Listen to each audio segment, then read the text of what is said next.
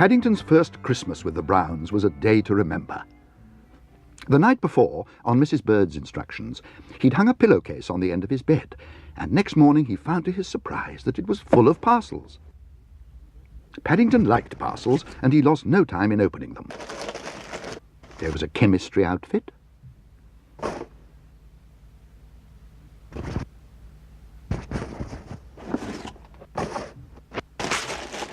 a new scrapbook from Mr. Gruber,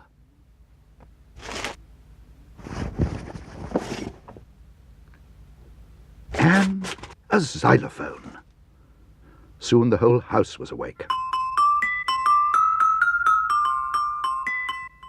"I'm as patriotic as the next man," grumbled Mr. Brown, "but I draw a line when bears start playing the national anthem at 6 o'clock in the morning."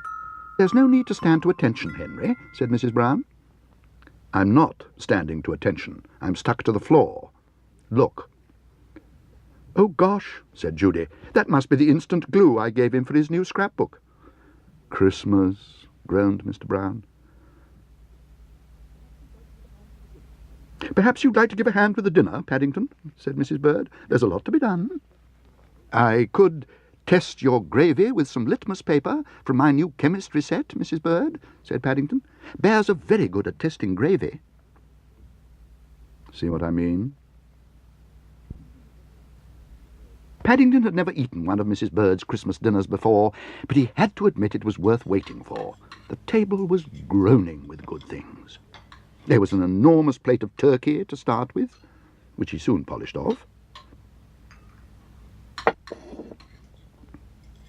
And that was followed by mince pies, which went the same way. But best of all was Mrs. Bird's Christmas pudding with custard. Well, Paddington, what do you think of it? Was it worth waiting for? "It was very nice, Mrs. Bird," said Paddington, "except I had a bone in my Christmas pudding." "A bone," repeated Mrs. Brown. "You can't have a bone in a Christmas pudding." "I did," said Paddington firmly. "It was all hard. I nearly broke a tooth." "Mercy me, you know what he's done." "Quick," said Mr. Brown, "we'd better turn him upside down." And before Paddington had time to say anything else, he found himself standing on his head in a corner of the room. "Try jumping up and down," suggested Mrs. Brown. I'm trying to, only it's not easy with paws." "Perhaps we could try using a magnet," suggested Jonathan. "I've got a great big one upstairs." "A magnet?" repeated Paddington. "I've never heard of a bone magnet before." "It's not a bone," said Judy. "It's a 5-penny piece. It's supposed to be lucky. If you find it, you can make a wish."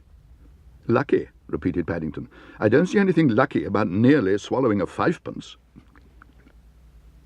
I feel sick." "You mean you haven't swallowed it?" Mr. and Mrs. Brown looked at each other. "Why ever didn't you say?" asked Judy. "Nobody asked me," said Paddington. He was about to wish he'd not eaten quite so much Christmas dinner. Then he changed his mind. For really it had been quite the nicest one he'd ever had. So instead he made another wish. Then he pointed to his 5-pence. "Perhaps you'd like a go now, Mr. Brown?" he suggested. No, thank you. I think perhaps I'll leave it until next Christmas.